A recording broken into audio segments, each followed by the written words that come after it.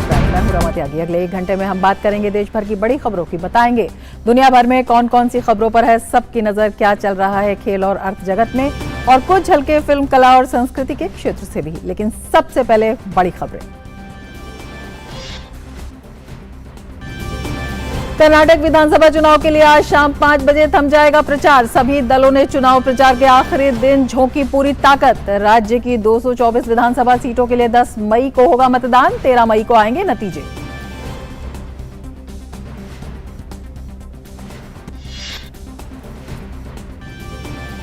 रक्षा मंत्री राजनाथ सिंह ने चंडीगढ़ में भारतीय वायुसेना विरासत केंद्र का किया शुभारंभ। विरासत केंद्र में कलाकृतियों और नमूनों के जरिए भारतीय वायुसेना के अभियानों के विभिन्न पहलुओं को दर्शाया गया।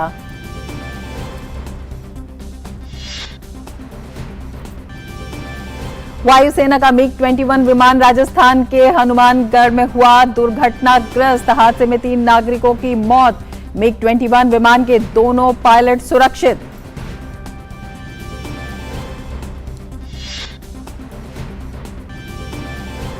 दिल्ली शराब घोटाला मामले में भाजपा का दिल्ली के मुख्यमंत्री और आम आदमी पार्टी नेता अरविंद केजरीवाल पर हमला जारी।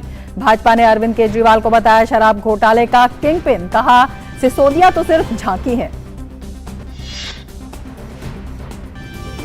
केंद्रीय वित्त मंत्री निर्मला सीतारमण की अध्यक्षता में वित्तीय स्थिरता एवं विकास परिषद की 27वीं बैठक। वैश्विक और घरेलू चुनौतियों के बीच अर्थव्यवस्था की स्थिति की कर रही है समीक्षा।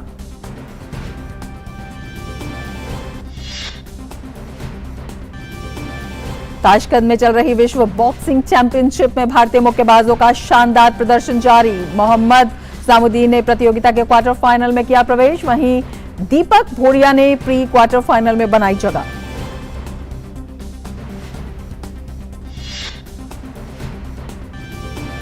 आईपीएल में आज कोलकाता के ईडन गार्डन में पंजाब किंग्स का सामना कोलकाता नाइट राइडर्स से। प्लेऑफ में बने रहने के लिए दोनों टीमों के लिए अहम मुकाबला।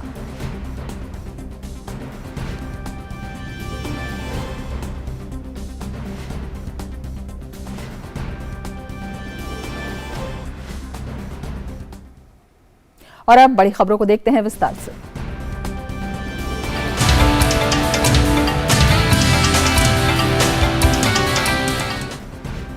और सबसे पहले खबरें कर्नाटक के चुनावी समर से।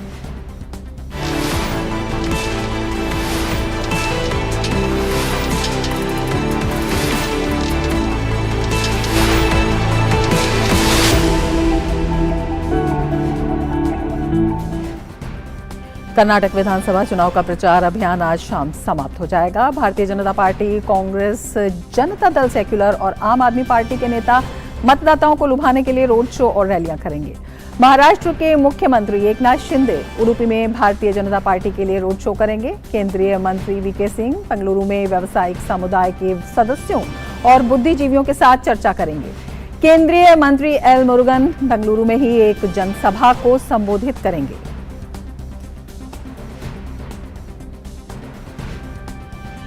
कांग्रेस महासचिव प्रियंका गांधी वाड्रा कलबुर्गी और बेल्लारी में रैलियों को संबोधित करेंगी। इससे पहले कांग्रेस महासचिव प्रियंका गांधी वाड्रा ने कर्नाटक विधानसभा चुनाव के मद्देनजर बेंगलुरु में विजयनगर में रोड शो किया।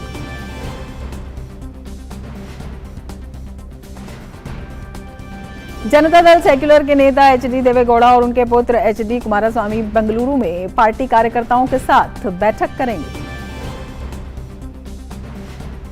आम आदमी पार्टी के राज्य सचिव Prithvi Reddy DTM layout, CV Raman Nagar, Sarvajan Nagar और पुलिकेशी नगर विधानसभा क्षेत्र में रोड शो करेंगे। आम आदमी पार्टी के संयोजक अरविंद केजरीवाल ने आज कर्नाटक चुनाव में जनता से आपको वोट डालने की अपील की है। उन्होंने कहा, कर्नाटक में आगामी विधानसभा चुनाव में जनता आम आदमी पार्टी को सरकार बनाने का मौका देती है तो हम जनता के हितों के लिए काम करने का भरोसा दिलाते हैं। Namaskara. I want to talk to you for 2 minutes. The other political parties have never delivered on their promises. While women, youth, farmers, everyone keeps suffering. So let's join hands together and vote for Aam Aadmi Party. Karnataka में 10 मई को होने वाले विधानसभा चुनाव के मतदान से पहले चुनाव आयोग ने परामर्श जारी किया है। परामर्श में कहा गया है कि कोई भी पार्टी या उम्मीदवार चुनाव के दिन और एक दिन पहले मीडिया प्रमाणन और निगरानी समिति से मंजूरी के बिना प्रिंट मीडिया में कोई विज्ञापन प्रकाशित नहीं कराएगा। आयोग ने कहा कि आपत्तिजनक और भ्रामक प्रकृति के विज्ञापन पूरी चुनावी प्रक्रिया को दूषित करते हैं। कर्नाटक विधानसभा चुनाव के लिए प्रचार आज शाम 5 बजे थमने वाला है। राज्य में चुनाव प्रचार चरम पर पहुंचने के साथ राजनीतिक दलों को जारी परामर्श में निर्वाचन आयोग ने शिष्ट तरीके से प्रचार अभियान पर भी जोर दिया। मीडिया में विज्ञापनों के खिलाफ शिकायतों पर आयोग ने कहा कि राष्ट्रीय दल और स्टार प्रचारक चुनाव प्रचार के अपेक्षित मानकों का पालन करने के लिए बाध्य हैं। संपादकों को एक अलग पत्र में निर्वाचन आयोग ने उन्हें यह स्पष्ट कर दिया कि भारतीय प्रेस परिषद के पत्रकारिता आचरण के मानदंड उनके समाचार पत्रों में प्रकाशित विज्ञापनों सहित सभी मामलों के लिए उन्हें जिम्मेदार ठहराते हैं। आयोग ने कर्नाटक के समाचार पत्रों के संपादकों को लिखे एक पत्र में कहा कि अगर जिम्मेदारी से इनकार किया जाता है तो इस बारे में पहले ही स्पष्ट रूप से कहा जाना चाहिए।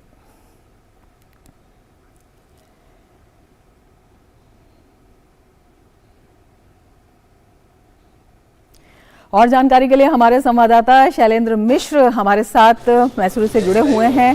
शैलेंद्र, आज शाम चुनाव प्रचार थम जाएगा। प्रचार अभियान की अगर बात करते हैं तो धुआंधार प्रचार अभियान देखने को मिला है। क्या कुछ असर इसका इस चुनाव पर दिखाई देता है, विशेषकर जिस तरह से प्रधानमंत्री के रोड शो में जनता का एक कनेक्ट दिखाई दिया है और जिस तरह से कांग्रेस कहीं ना कहीं अपनी अंदरूनी लड़ाई में घिरती हुई नजर आ रही है? देखिए, कांग्रेस पार्टी में हम जानते हैं कि सिद्धारमैया और डीके शिवकुमार के बीच समय समय पर एक प्रतिद्वंदता सामने आती रही कि कौन सबसे आगे है मुख्यमंत्री पद के उम्मीदवार के तौर पर। लेकिन कांग्रेस पार्टी ने कोशिश की और इन दोनों नेताओं ने भी आपसी बातचीत का एक वीडियो जारी कर ये बताने की कोशिश की कि बहुत सौहार्दपूर्ण एक तरह से माहौल है दोनों नेताओं के बीच और ऐसी कोई बात नहीं है जो मतभेद की खबरें मीडिया के बीच आ रही है।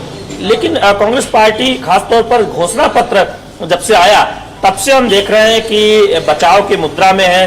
बजरंग दल पर बैन को लेकर और उस पर सफाई भी देनी पड़ी डीके शिवकुमार को और वीरप्पा मोइली को कि ऐसा कोई इरादा नहीं है।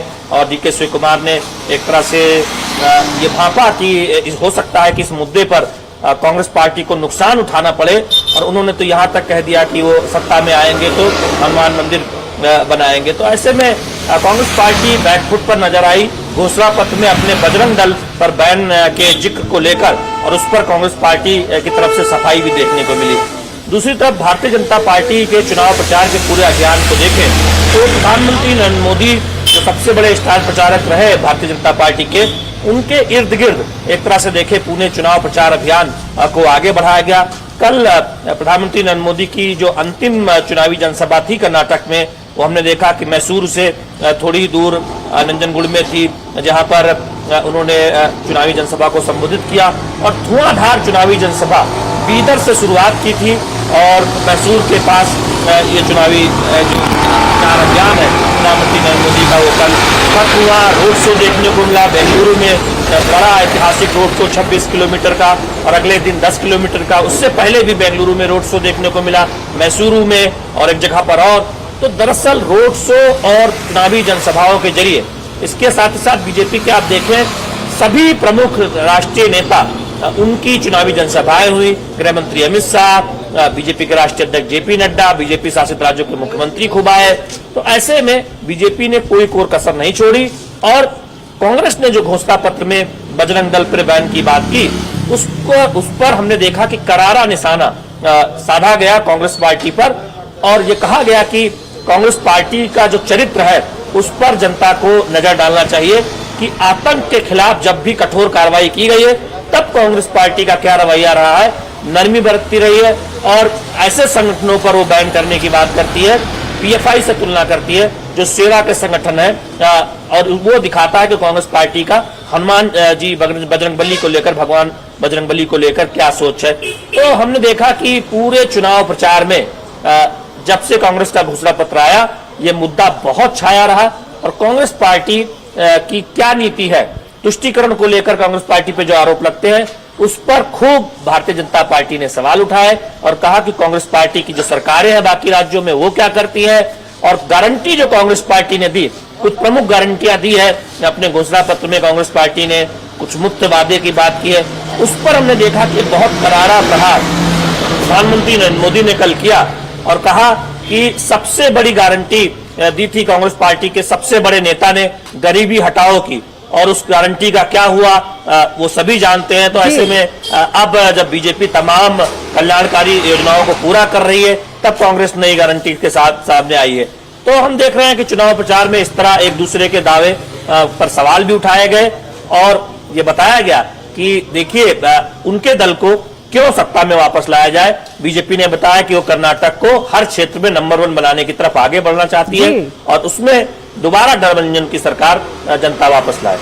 बिल्कुल, तमाम मुद्दे हैं, तमाम फैक्टर हैं, लेकिन शैलेंद्र आपसे ये समझना चाहेंगे कि जो बजरंग बली हैं क्या वो कांग्रेस पर भारी पड़ते हुए दिखाई दे रहे हैं। हालांकि कांग्रेस ने डैमेज कंट्रोल की कोशिश की है, लेकिन वो साफ साफ समझ में आता है क्योंकि उनका घोषणा पत्र कुछ और कहता है और बयान कुछ और कहते हैं। तो ये मुद्दा कितना हावी होने वाला है कांग्रेस के ऊपर, कितना भारी पड़ने वाला है, क्या कांग्रेस इस पर बैकफुट पर आई है? और दूसरी बात, कांग्रेस नेता सोनिया गांधी ने जिस तरह से संप्रभु शब्द का उपयोग किया है और उसके ऊपर जिस तरह से आपत्ति आ रही है, उसका भी असर दिखाई दे रहा है इस पूरे चुनाव पर। ये देखिए, इसमें कहीं कोई दो राय नहीं कि बजरंग बली का जो मुद्दा है और बजरंग दल पर बैन की जिस तरह से बात की कांग्रेस पार्टी ने, और भारत की राजनीति के इतिहास में शायद ही ऐसा कोई मुख्य मुद्दा रहा हो जिसका किसी राजनीतिक दल ने अपने घोषणा पत्र में जिक्र किया हो और उसके बाद उस पर उसे सफाई देकर उससे वापसी की बात या ऐसा कोई इरादा नहीं है ये कहने की बात कही हो। राज्यों के चुनाव में ऐसा हाल फिलहाल कई दशकों में नहीं दिखाई देता, जब घोषणा पत्र में आधिकारिक तौर पर किसी चीज का जिक्र किया जाए और चुनाव में मतदान से पहले कहा जाए कि ऐसा कोई इरादा नहीं है। तो इसी बात से पता चलता है कि कांग्रेस पार्टी इस पूरे मुद्दे पर बैकफुट पर नजर आई। कांग्रेस नेताओं को बयान देना पड़ा और कांग्रेस के नेताओं ने आगे किसी भी रैली में यह नहीं कहा कि वो बजरंग दल पर बैन लगाना चाहते हैं। किसी भी चुनावी जनसभा में कांग्रेस पार्टी ने अपने इस वादे का जिक्र नहीं किया। सफाई जरूर दी मीडिया को कि ऐसा कोई इरादा नहीं है, हनुमान मंदिर बनाएंगे, इस तरह की बात की। तो स्पष्ट है कि कांग्रेस इस मुद्दे पर बचाव की में नजर आई, बैकफुट पर नजर आई और बीजेपी आक्रामक रही। विधान परिषद और बजरंग दल ने तो पूरा अभियान चलाया और कांग्रेस पार्टी पर निशाना साधा। अब बात यह है कि कितना असर होगा ये देखने वाली बात होगी, लेकिन इतना जरूर है कि बीजेपी ने इस मुद्दे को बहुत आक्रामक तरीके से उठाया है और बीजेपी को यह लगता है कि इस मुद्दे से कांग्रेस पार्टी की स्थिति है कर्नाटक के चुनाव में वो और खराब हुई, यानी बीजेपी को सत्ता चुनाव के बाद जो सत्ता बीजेपी उम्मीद कर भरोसा जता रही है उसका भरोसा और मजबूत हुआ है। तो ये एक बात है। दूसरी बात, आप कह रहे हैं कि संप्रभु कर्नाटक बनाएंगे, जो कांग्रेस ने अपनी चुनावी जनसभा में कहा। प्रधानमंत्री ने कल स्पष्ट तौर पर कहा जो अपनी अंतिम चुनावी जनसभा में कि कांग्रेस क्या कहना चाहती है। हम आजाद बहुत पहले हो चुके हैं और देश आजाद, ऐसे में अलग से कर्नाटक को संप्रभु बनाने की बात का क्या ये मतलब है कि देश से कर्नाटक को अलग करने की बात हो रही है? और क्या कांग्रेस पार्टी ये चाहत रखती है? तो दरअसल कांग्रेस पार्टी की इस पूरे मामले पर हमने देखा कि भारतीय जनता पार्टी ने, प्रधानमंत्री ने, बीजेपी के सबसे बड़े स्टार प्रचारक ने बहुत करारा हमला कल बोला अपनी चुनावी जनसभा में। तो इस मुद्दे पर कांग्रेस पार्टी को आड़े हाथे बीजेपी ने लिया है और ये हमने देखा कि कांग्रेस पार्टी को एक करारा जवाब भी कह सकते हैं और इस मुद्दे पर बीजेपी ने अपना दृष्टिकोण रखा कि कांग्रेस पार्टी की क्या सोच है। जी शैलेंद्र, बिल्कुल बीजेपी आक्रामक नजर आ रही है और कांग्रेस कहीं ना कहीं घिरती नजर आ रही है। तमाम मुद्दों पर आप नजर बनाए रखिए। बेहद दिलचस्प चुनावी लड़ाई, आपसे आगे भी जानकारी लेते रहेंगे। फिलहाल शुक्रिया पूरी जानकारी के लिए। और अब बात कर लेते हैं ताजा खबर की।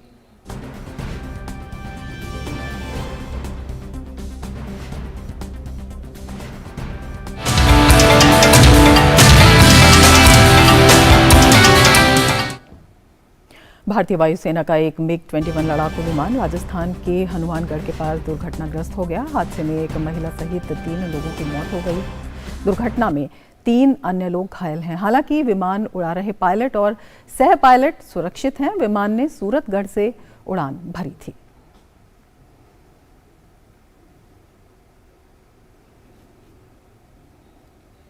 हनुमानगढ़ के एसडीएम अवी गर्ग ने घटनास्थल पर पहुंचकर स्थिति का जायजा लिया। उन्होंने बताया कि सूरतगढ़ एयरपोर्ट से MiG-21 विमान रवाना हुआ था, जो यहां बहलोल नगर में दुर्घटनाग्रस्त हो गया। विमान में एक पायलट था जो सुरक्षित है। हादसे में 3 महिलाओं की मृत्यु हुई है और 3 लोग घायल हैं। तीनों मृतक अलग अलग परिवार के हैं, तो तीनों परिवारों को राज्य सरकार की तरफ से 5-5 लाख रुपए दिए जाएंगे। हादसे में 2 मकान भी क्षतिग्रस्त हुए हैं। सूरतगढ़ एयरफोर्स से एक विमान MiG-21 गिरा, जिसमें एक पायलट था। पायलट सुरक्षित है और जो प्लेन है वो एक घर के आसपास गिरा, तो उससे जो है 3 महिलाओं की डेथ हुई है और 3 घायल हुए। 3 परिवारों की अलग अलग 3 महिलाओं की डेथ हुई है, तो तीनों को 5-5 लाख रुपए राज्य सरकार की मुख्यमंत्री चिरंजीवी स्वास्थ्य बीमा योजना के तहत प्राप्त हुए। और ज्यादा जानकारी के लिए हमारे संवाददाता मुरारी गुप्ता जयपुर से हमारे साथ जुड़े हुए हैं। मुरारी जी, आपसे यही जानना चाहेंगे, क्या कुछ वस्तुस्थिति इस टाइम आप वहां पर देख रहे हैं और क्या कुछ हादसे की वजह पता लग पाई है?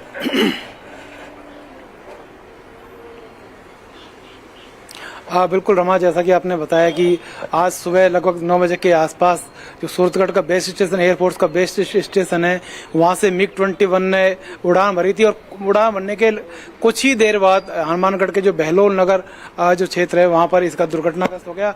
हालांकि दुर्घटनाग्रस्त होने से 1 किलोमीटर पहले मसरू वाला एक गाँव है, वहां पर जो पायलट है उन्होंने सुरक्षित इजेक्ट कर लिया था और वो सुरक्षित लैंड नीचे हो गया था। हालांकि गिरते समय वो जो पायलट है बेहोश हो गया था और उसको चोट भी लगी थी। तो जो आसपास के स्थानीय ग्रामीण है उन्होंने उनका प्राथमिक उपचार किया, उसके बाद उनको स्थानीय हॉस्पिटल में भर्ती करा दिया। इसके बाद जो एयरफोर्स के अधिकारी है वो मौके पर पहुंच गए थे। 3 जो मरने वाली जो तीनों महिलाएं हैं, इसके अलावा जो घायल हुए हैं उनमें एक ही स्थिति है, अभी काफी गंभीर बताई जा रही है, जिसका हनुमानगढ़ के अस्पताल में इलाज चल रहा है। और सभी घायलों के लिए राज्य सरकार ने भी एक कंपनसेट कुछ आर्थिक सहायता की घोषणा की है। इससे पहले रमा आपको बताऊं, पिछले साल जुलाई में भी बाड़मेर में वायुसेना का एक फाइटर प्लेन दुर्घटनाग्रस्त हुआ था, जिसमें 2 पायलट वीरगति को प्राप्त हो गए थे। जी मुरारी, आप नजर बनाए रखिए। फिलहाल शुक्रिया पूरी जानकारी के लिए। और मिड डे प्राइम में यहाँ लेते हैं एक ब्रेक। आप देखते रहिए डीडी न्यूज। तुझे क्या हुआ है? शादी हो गई ना यार। बट सीरियसली महीने में एक बार तो मिलना चाहिए। हाँ, मेरे बाप की एयरलाइंस है ना। अरे 3 महीने में एक बार तो मिल सकते हैं। करेक्ट, पर कहाँ? इधर मेरे घर। तुझे कोई परमानेंट लैंडलॉर्ड मिल गया क्या? Permanent landlady. प्रिया ने कहा हर महीने किराया देने से अच्छा है अपनी EMI भरो। तो हम किराएदार से मकान मालिक बन गए। मतलब ये घर तुम लोग का है? सच्ची? बट सीरियसली गाइस, किश्तों से रिश्ता जोड़ो। किराया तो पराया होता है। आसान किश्तों में home loans. Bank of India, रिश्तों की जमा पूंजी।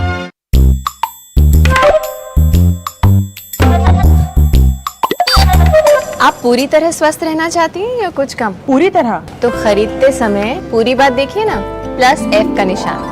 +F? रोज के खाने में कई पौष्टिक तत्वों की कमी रह ही जाती है, जिसका असर हमारे शरीर, दिमाग और उसकी वजह से पढ़ाई, रोजी रोटी, तरक्की हर चीज पे पड़ता है। आपकी भी। इतना खाता हूँ तब भी कमी? संपूर्ण पोषण की। इसलिए आटा, चावल, नमक, तेल और दूध खरीदते समय प्रोडक्ट पे +F के निशान पे नजर रखिए।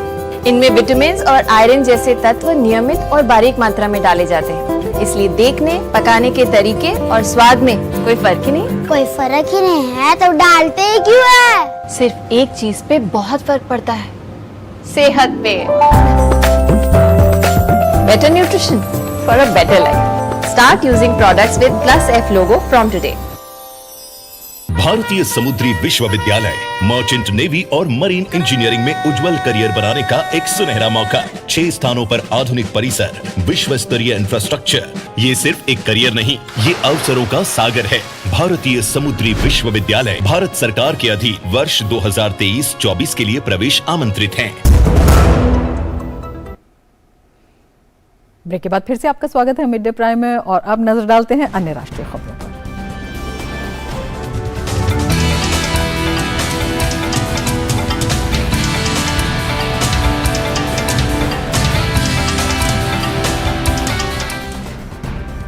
राष्ट्रीय सुरक्षा सलाहकार अजीत डोभाल की सऊदी अरब में अपने अमेरिकी समकक्ष से भेंट हुई। व्हाइट हाउस की ओर से जारी बयान में बताया गया है कि जैक सुलिवन ने रविवार को भारतीय समकक्ष डोभाल के साथ बैठक की।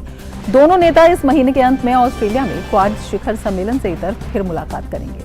व्हाइट हाउस के मुताबिक सुलिवन ने द्विपक्षीय और क्षेत्रीय मामलों पर चर्चा करने के लिए क्राउन प्रिंस शेख तहनून और अजीत डोभाल के साथ द्विपक्षीय बैठकें की। सुलिवन ने सूडान से अमेरिकी नागरिकों को निकालने में सऊदी के सहयोग के लिए क्राउन प्रिंस को धन्यवाद दिया। चारों प्रतिनिधि नियमित रूप से विचार विमर्श करते रहने और दिन भर हुई चर्चा में शामिल मुद्दों पर आगे की कार्रवाई करने पर सहमत हुए। व्हाइट हाउस द्वारा जारी प्रेस रिलीज में बताया गया है कि ये बैठक भारत और दुनिया के साथ जुड़े एक अधिक सुरक्षित और समृद्ध मध्य पूर्व क्षेत्र के साझा दृष्टिकोण को आगे बढ़ाने के लिए थी। बीजिंग ने पश्चिम एशियाई क्षेत्र में जिस तरह से अपने सियासी प्रभाव क्षेत्र का विस्तार किया है, उसे भारत मिशन क्रीप के तौर पर देखता है। पश्चिम एशिया में भारत के हितों के लिए संभावित निहितार्थ हैं, जो उसे ऊर्जा सुरक्षा प्रदान करता है। ऐसी कनेक्टिविटी कच्चे तेल की तेज आवाजाही की अनुमति देगी और लंबी अवधि में भारत की लागत को कम करेगी। कनेक्टिविटी को बढ़ावा देने से भारत के उन 8 मिलियन नागरिकों को भी मदद मिलेगी जो खाड़ी क्षेत्र में रहते हैं और काम करते हैं। ये प्रोजेक्ट भारत को रेलवे क्षेत्र में एक बुनियादी ढांचा निर्माता के रूप में एक ब्रांड बनाने में मदद करेगा। चीन की बेल्ट एंड रोड परियोजना का मुकाबला करने पर भी प्रभाव पड़ेगा, जिसने इस क्षेत्र के कई देशों पर सीमित उपयोगिता वाले बुनियादी ढांचे का बोझ डाला है। पंजाब के अमृतसर में स्वर्ण मंदिर के पास हेरिटेज स्ट्रीट पर आज सुबह लगातार दूसरे दिन विस्फोट हुआ। आज सुबह 6:30 बजे के करीब कम तीव्रता का धमाका हुआ। पुलिस मौके पर पहुंचकर जांच कर रही है। इससे पहले कल भी हेरिटेज स्ट्रीट पर विस्फोट हुआ था, जिसमें कुछ लड़कियों सहित कई लोग घायल हो गए थे।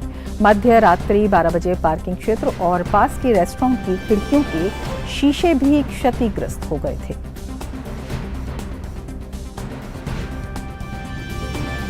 मणिपुर में सामान्य स्थिति धीरे धीरे बहाल हो रही है, क्योंकि राज्य में पिछले 24 घंटों में कोई हिंसा नहीं हुई है। राज्य सरकार ने अधिकांश जिलों में कुछ घंटों के लिए जनता कर्फ्यू में ढील देने का भी निर्णय लिया है। इम्फाल पश्चिम और पूर्वी जिले में आज सुबह 5 बजे से 8 बजे तक 3 घंटे के लिए कर्फ्यू में ढील दी गई। कुछ जिलों में शाम को कर्फ्यू में ढील दी जाएगी। बाजार में आवश्यक खाद्य सामग्री खरीदने के लिए लोगों की भीड़ उमड़ पड़ी और लोग आज सुबह से ही पेट्रोल पंपों पर लाइन में लग गए।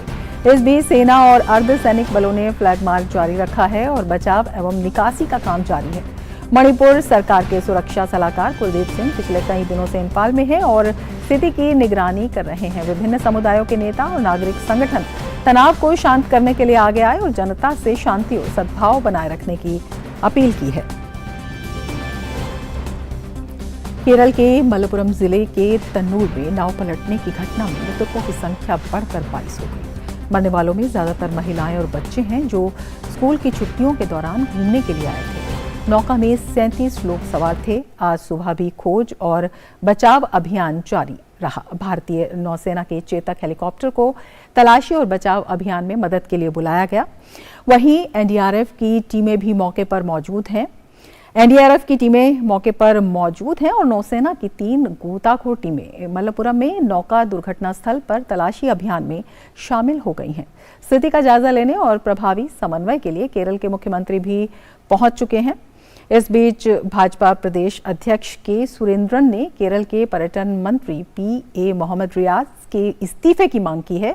उन्होंने रियाज पर पर्यटन संबंधी गतिविधियों के लिए सुरक्षा प्रोटोकॉल लागू करने में ढिलाई और उदासीनता दिखाने का आरोप लगाया है। इस बीच मुख्यमंत्री ने दुर्घटना की व्यापक न्यायिक जांच के साथ साथ एक विशेष पुलिस टीम के द्वारा भी जांच के आदेश दिए हैं। राज्य सरकार ने 10 लाख रुपए मुआवजा देने का भी ऐलान किया है। केरल के मुख्यमंत्री पिनराई विजयन ने मलप्पुरम जिले के तिरूरगांड के तालुक अस्पताल जाकर नाव हादसे में घायल हुए लोगों से मुलाकात की।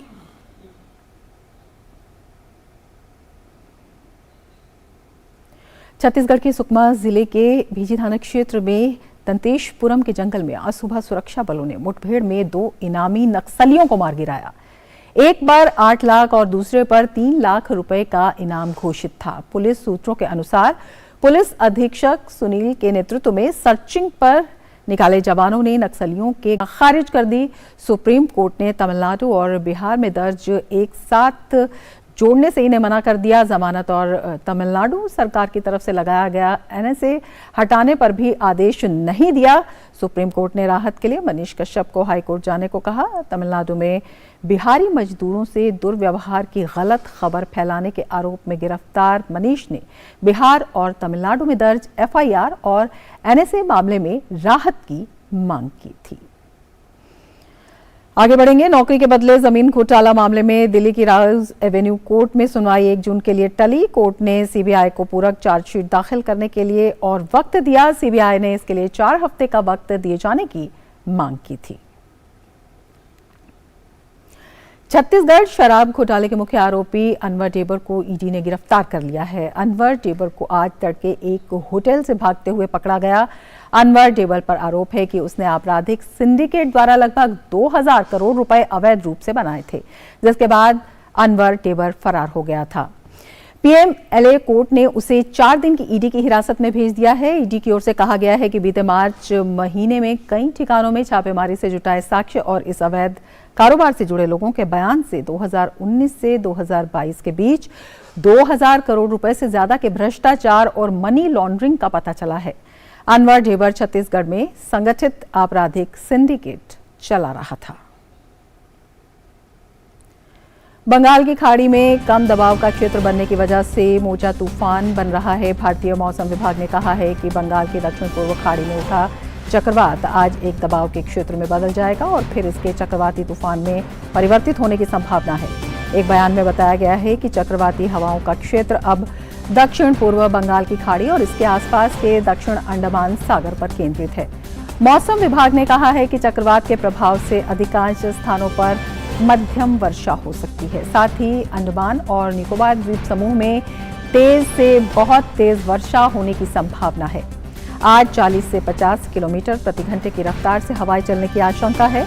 मौसम की स्थिति को देखते हुए तमिलनाडु, आंध्र प्रदेश, ओडिशा और पश्चिम बंगाल को हाई अलर्ट पर रखा गया है। स्थानीय आपदा बचाव दल किसी भी आपात स्थिति से निपटने के लिए तैयार हैं। खराब मौसम के कारण मछुआरों को 11 मई तक समुद्र से दूर रहने की सलाह दी गई है। अंडमान और निकोबार द्वीप समूह के पास आज से 12 मई के बीच पर्यटन तथा अपतटीय गतिविधियों को नियंत्रित करने की सलाह जारी की गई है। बंगाल की खाड़ी में कम दबाव का क्षेत्र बनने की वजह से चक्रवाती तूफान मोचा भयंकर रूप ले रहा है। ये तूफान भयंकर रूप लेता हुआ आगे की ओर बढ़ रहा है। आज के न्यूजीलैंड में जानिए इस चक्रवात को कैसे दिया गया नाम मोचा और कैसे होता है चक्रवाती तूफानों का नामकरण।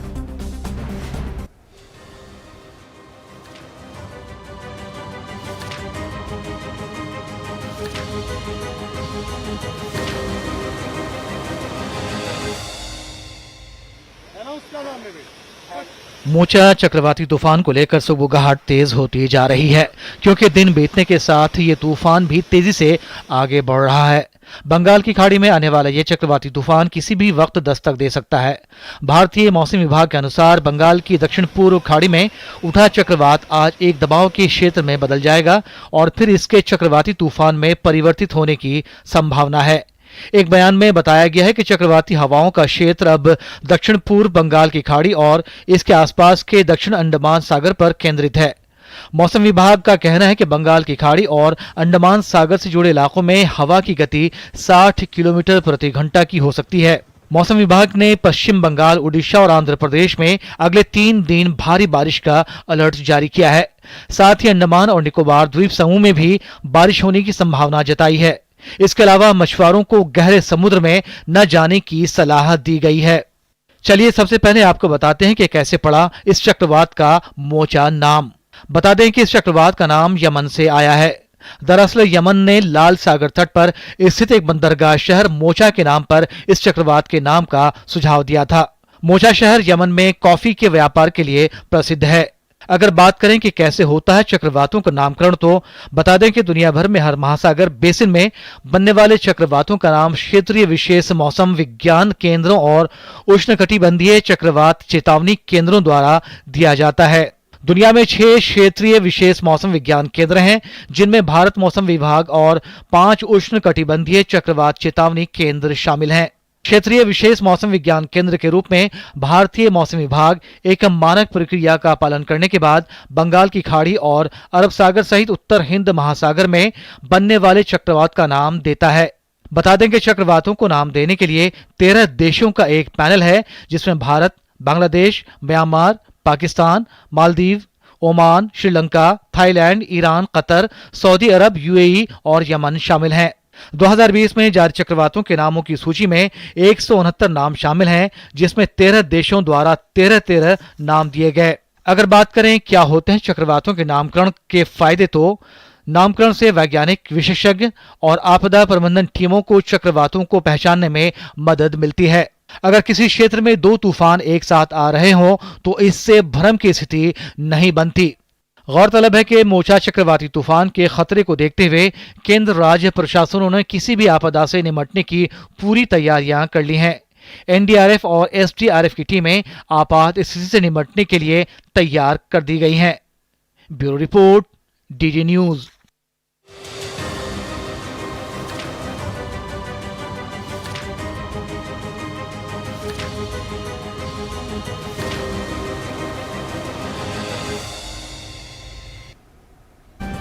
आगे बढ़ते हैं। दिल्ली एनसीआर में आज फिर सुबह मौसम खराब बना रहा। सुबह में कई जगहों पर आंधी चली और कई इलाकों में बारिश भी हुई। दिल्ली में मौसम लगातार खराब बना हुआ है और तेज हवाओं के साथ आसमान में काले बादल दिखाई दे रहे हैं। कई इलाकों में गरज के साथ बारिश हो रही है। मौसम विभाग ने आज दिल्ली और आसपास का मौसम खराब रहने की आशंका जताई थी। आईएमडी ने पश्चिमी विक्षोभ के असर के कारण पंजाब, हरियाणा, चंडीगढ़, दिल्ली और पश्चिम उत्तर प्रदेश में अलग अलग जगहों पर बारिश होने की उम्मीद जताई थी। आईएमडी के मुताबिक बारिश के बावजूद अब गर्मी तेजी से बढ़ेगी और 8 मई को दिल्ली का अधिकतम तापमान 38 डिग्री सेल्सियस तक पहुंचने की उम्मीद है, जबकि न्यूनतम तापमान 23 डिग्री सेल्सियस रहने की संभावना है। दिल्ली में 7 मई को अधिकतम तापमान 37.4 डिग्री सेल्सियस दर्ज किया गया, जो सामान्य से 2 डिग्री सेल्सियस कम रहा। वहीं न्यूनतम तापमान 21.4 डिग्री रहा, जो सामान्य से 4 डिग्री सेल्सियस कम है। उधर हिमाचल में बर्फबारी का दौर जारी है। कुल्लू में स्थित अटल टनल रोहतांग के दक्षिणी पोर्टल पर ताजा बर्फबारी हुई। अटल टनल रोहतांग को निहारने के लिए जहां साल दर साल देश भर से आने वाले सैलानियों की संख्या में इजाफा हो रहा है, वहीं अटल टनल विदेशी मेहमानों की भी पसंदीदा जगह बन गई है। इसके अलावा हिमाचल के कई जिलों में विभिन्न रूटों पर बर्फबारी और बारिश से वाहनों की रफ्तार थम गई है। कई इलाकों में भारी बर्फबारी से सड़कों पर बर्फ जम गई है, जिससे वाहनों की आवाजाही मुश्किल हो रही है। जम्मू कश्मीर के कुलगाम जिले के दूरस्थ क्षेत्र में बर्फबारी हुई। पश्चिमी विक्षोभ की सक्रियता के चलते जम्मू कश्मीर में मौसम में उतार चढ़ाव जारी है। रविवार शाम से ही उधमपुर, राजौरी समेत जम्मू कश्मीर के कई स्थानों पर बारिश और आंधी जारी है। इससे तापमान में भी गिरावट देखने को मिल रही है। उधर कश्मीर घाटी के ऊपरी इलाकों में भी बर्फबारी हुई। पूर्वोत्तर में हो रही बारिश के कारण ब्रह्मपुत्र नदी में पानी का स्तर बढ़ गया है। पानी का स्तर बढ़ने के कारण नदी के तटीय इलाकों में भूस्खलन का खतरा बढ़ गया है। असम के डिब्रूगढ़ में जमीन के कटकर नदी में बहने के कारण स्थानीय लोगों को दिक्कतों का सामना करना पड़ रहा है। प्रशासन नदी के किनारे रेत से भरी बोरियां रखने के अलावा लकड़ियों के बांध बनाने का काम कर रहा है।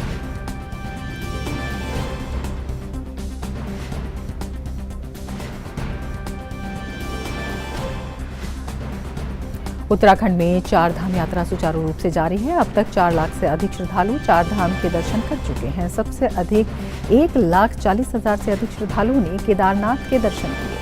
संबंधित प्रशासन और मंदिर समिति ने श्रद्धालुओं की सुरक्षा के लिए विशेष प्रबंध किए हैं। स्वास्थ्य विभाग ने 4 धाम यात्रा मार्ग पर स्वास्थ्य जांच केंद्र स्थापित किए हैं। मौसम विभाग की चेतावनी के कारण प्रशासन केदारनाथ धाम की यात्रा के लिए ऑनलाइन पंजीकरण पिछले महीने की 25 तारीख से इस महीने की 8 तारीख तक पहले ही स्थगित कर चुका है। इस दौरान केवल वही तीर्थयात्री केदारनाथ धाम जा सकेंगे जो पहले से पंजीकरण करा चुके हैं।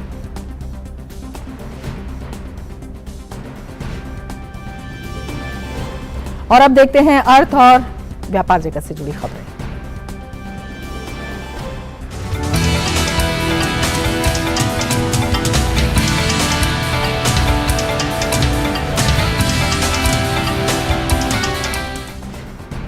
वित्त मंत्री निर्मला सीतारमण ने आज वित्तीय स्थिरता एवं विकास परिषद की 27वीं बैठक की अध्यक्षता वो कर रही हैं। इस दौरान वैश्विक और घरेलू चुनौतियों के बीच अर्थव्यवस्था की स्थिति की समीक्षा की जा रही है। इस उच्च स्तरीय बैठक में रिजर्व बैंक ऑफ इंडिया के गवर्नर शक्तिकांत दास समेत वित्तीय क्षेत्र के सभी नियामक हिस्सा ले रहे हैं। एफएसडीसी के क्षेत्रीय नियामकों का एक शीर्ष निकाय है। और हमारे संवाददाता अजय मिश्रा और ज्यादा जानकारी के साथ हमारे साथ जुड़ रहे हैं। अजय, कितनी महत्वपूर्ण ये बैठक और क्या जानकारी आपको मिल रही है? देखिए, दो चीज़ें समझनी होंगी कि ये बजट के बाद पहली एफएसडीसी की बैठक है। जो ये काउंसिल होती है वो देश की सर्वोच्च काउंसिल है, जिसमें कि वित्तीय स्थिरता जिसके केंद्र में होता है, कैसे फाइनेंशियल स्टेबिलिटी देश में बरकरार रखी जाए, उस पर ये मंथन करती है। वित्त मंत्री इसके चेयरमैन होते हैं और सारे जो वित्तीय सेक्टर के रेगुलेटर हैं वो इसका हिस्सा होते हैं। पहली बात तो बजट के बाद ये पहली बार बैठक हो रही है, और दूसरी बात ये कि दुनिया में जब वैश्विक बैंकिंग सेक्टर को लेकर के संकट के मामले अभी सामने आए हैं, ऐसे में देश की वित्तीय व्यवस्था और वित्तीय व्यवस्था में स्थिरता काफ़ी महत्वपूर्ण हो जाता है। और इसलिए आपने देखा कि सिलिकॉन वैली बैंक हो अमेरिका में, या फिर यूरोपियन यूनियन में कुछ बैंक्स हों, अभी फर्स्ट रिपब्लिक बैंक्स की बात आ रही है जो कि फेल हुआ, बहुत सारे बैंक्स पर अभी भी खतरा मंडरा रहा है, ऐसा कहा जा रहा है।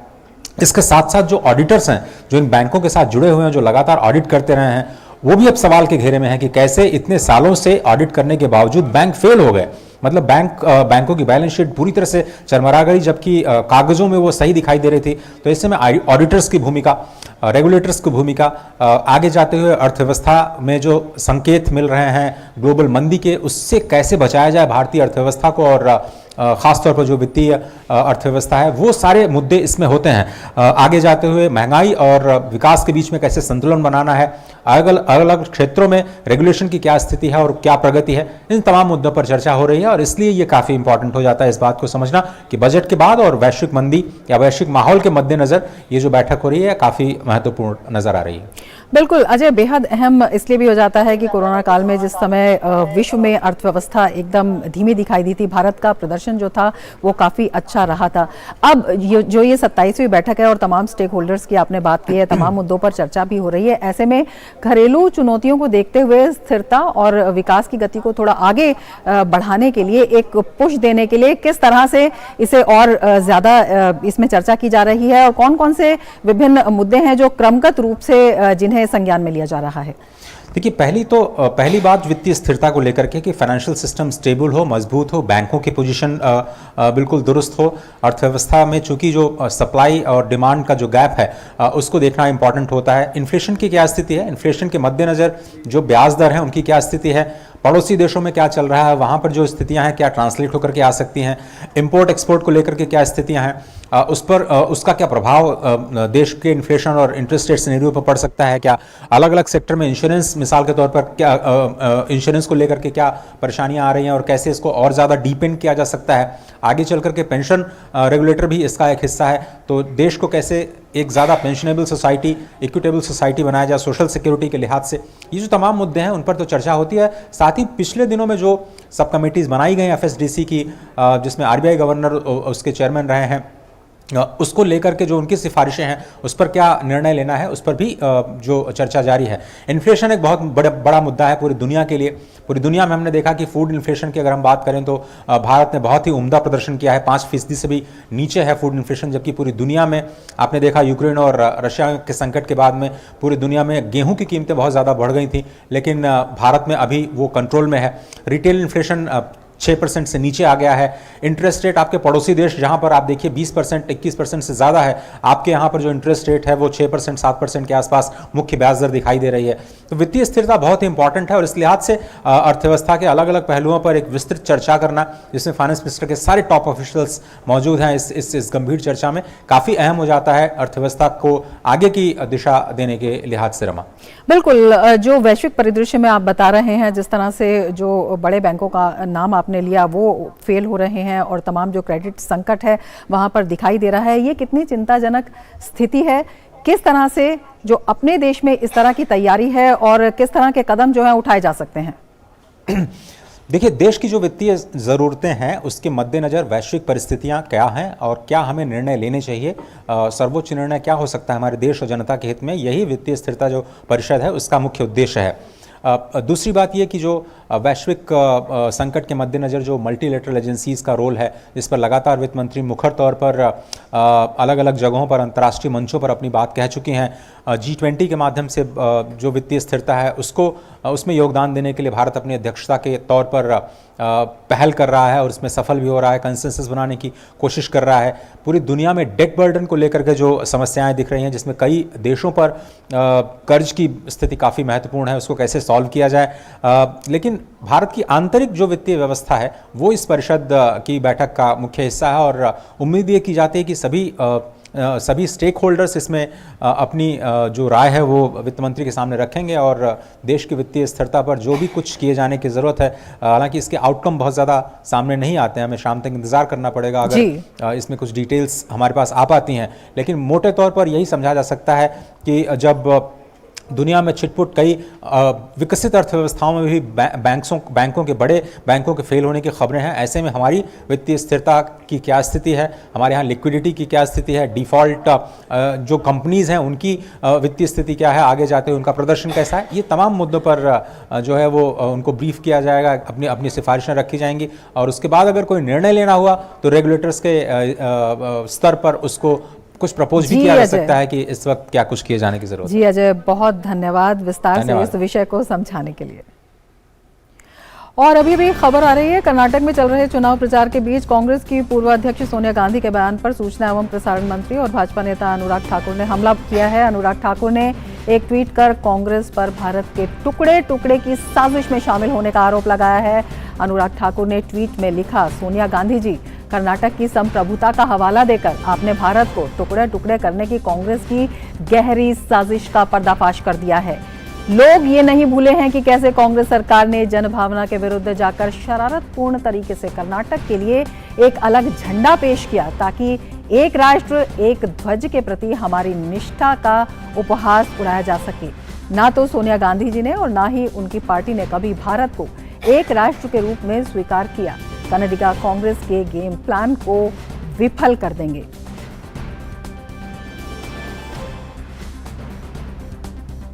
और आगे बढ़ने से पहले लेते हैं एक ब्रेक। आप देखते रहिए DD news.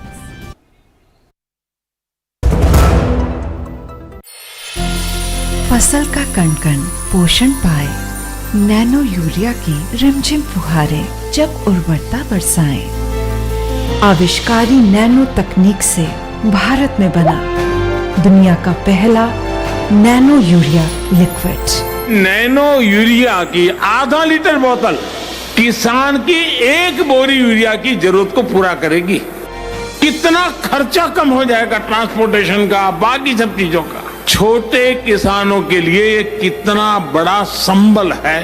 Nano urea liquid को देश भर के किसानों ने दानेदार यूरिया से हर तरह से बेहतर पाया है। यह फसल को देता है बेहतर पोषण और मिट्टी पानी का घटाता है प्रदूषण।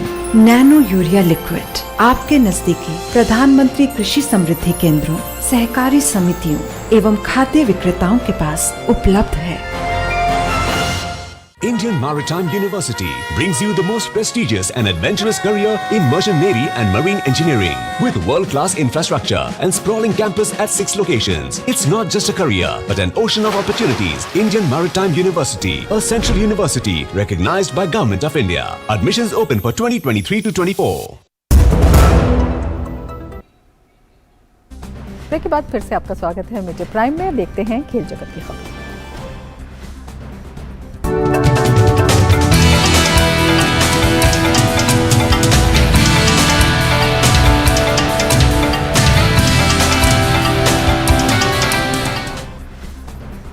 और खेल की खबरों के साथ सुचित्रा हमारे साथ जुड़ चुकी हैं। सुचित्रा, क्या कुछ खास आज खेल की खबरों में? शुक्र रमा, खेल की खबरों में सबसे पहले देखते हैं इंडियन प्रीमियर लीग से जुड़ी हुई खबरें।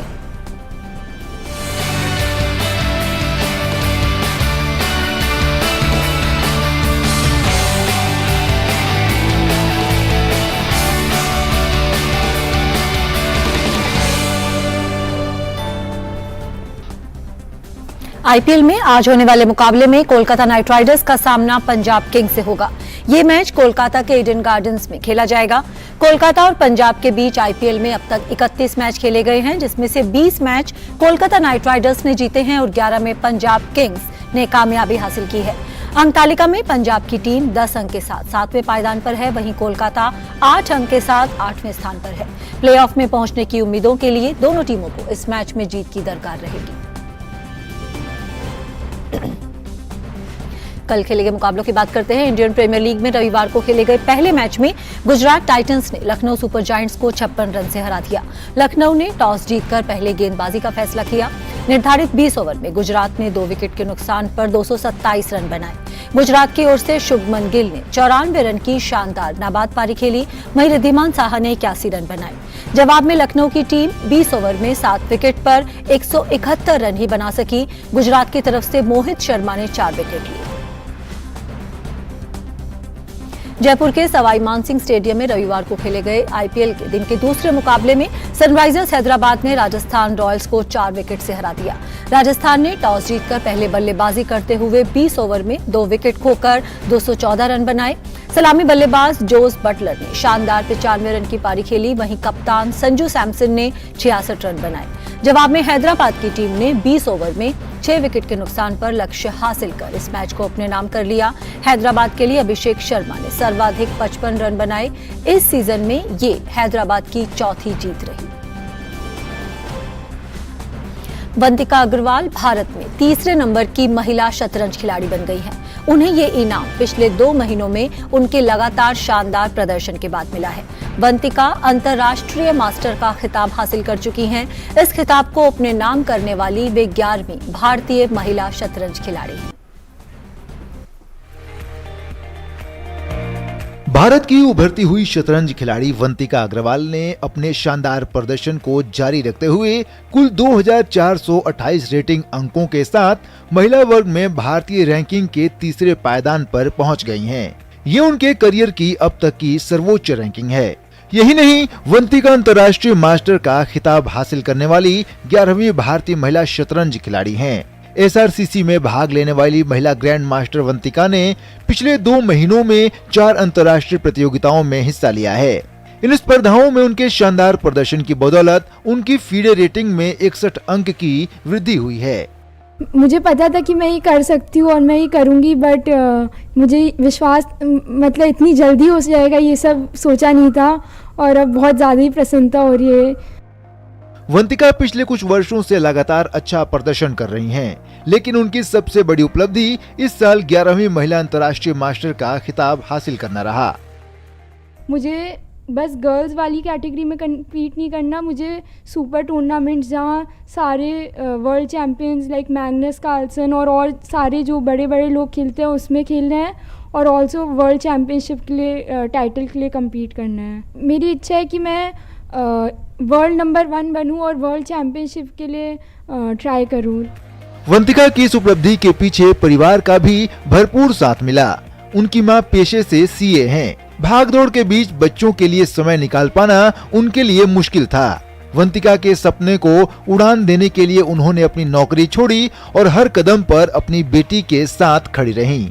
मैं खुद एक चार्टर्ड अकाउंटेंट हूँ और मुझे पता है कि अगर आप अपने बच्चों के साथ लग जाओ, अगर उनके पैशन के पीछे आप लग जाओ तो वो बच्चा कुछ अलग ही निखरता है। तो मेरा भी यही सपना था कि मैं कुछ अलग करूँ अपने बच्चों के लिए। तो फिर जब उनको टूर्नामेंट्स में ले जाना स्टार्ट किया तो वंतिका फर्स्ट टूर्नामेंट से ही प्राइज़ लाना स्टार्ट कर दिया था, और उसके बाद तो हम दोनों रुके ही नहीं, और मैं उसके एक पल उसके साथ बिताया है। मैंने उसका सफ़र उसका अकेला का सफर नहीं है, वो मेरा सफर भी है चेस का। महज 21 साल की उम्र में वंतिका ने बहुत कुछ हासिल कर लिया है। उनके बेहतरीन खेल की प्रशंसा प्रधानमंत्री नरेंद्र मोदी भी कर चुके हैं। इनके अलावा उन्हें उत्कृष्ट खेल के लिए भारत के पूर्व राष्ट्रपति प्रणब मुखर्जी द्वारा भी सम्मानित किया जा चुका है। उनका खेल धीरे धीरे और बेहतर हो रहा है। इस युवा शतरंज खिलाड़ी को उम्मीद है कि वे इस साल ग्रैंड मास्टर बन जाएंगी। Sports desk, DD news. खेल की खबरों में फिलहाल इतना ही। वापस चलते हैं रमा के पास। धन्यवाद सुचित्रा तमाम खबरों की जानकारी के लिए। और अब बात उन खबरों की जो दुनिया भर में सुर्खियों में छाई हुई हैं।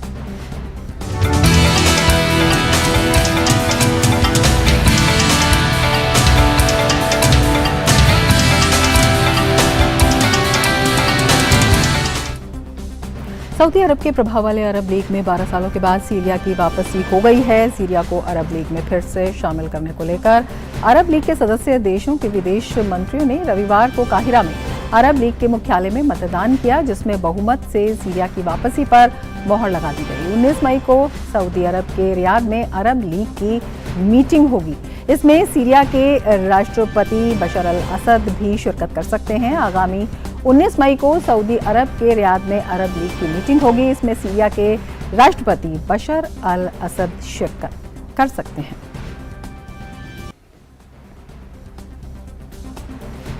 सऊदी अरब ने संघर्षग्रस्त सूडान को मानवीय सहायता के लिए $10 करोड़ देने का वादा किया है। सऊदी की समाचार एजेंसी एसपीए के मुताबिक किंग सलमान मानवीय सहायता और राहत केंद्र ने सूडान को $10 करोड़ की विभिन्न मानवीय सहायता प्रदान करने का संकल्प लिया है। राहत केंद्र सूडानी लोगों द्वारा सामना की जा रही मौजूदा स्थितियों को कम करने के लिए एक नेशनल डोनेशन कैंपेन आयोजित करने की योजना बना रहा है। सेना और रैपिड सपोर्ट फोर्सेस के बीच 15 अप्रैल से जारी सत्ता संघर्ष में अब तक सैकड़ों लोग मारे गए हैं।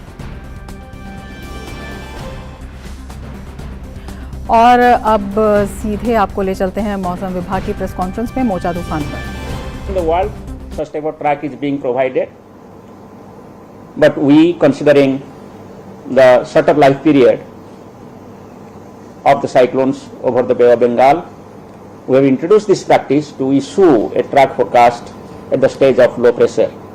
And as we committed that we will give further details once the low pressure area forms, and today we have given the details that it will continue to move and intensify gradually into a cyclone storm by 10th. It will move towards central part of Bay of Bengal, especially the east central Bay of Bengal, and by 12th morning the position will be over the northern parts, over the central part of the east central Bay of Bengal. Thereafter, the system will continue to intensify further. We are expecting that it will become a very severe cyclone storm over central Bay of Bengal, and it will change its path from 12th onwards. As per the forecast issued today, it is expected to move towards Bangladesh and Myanmar coast.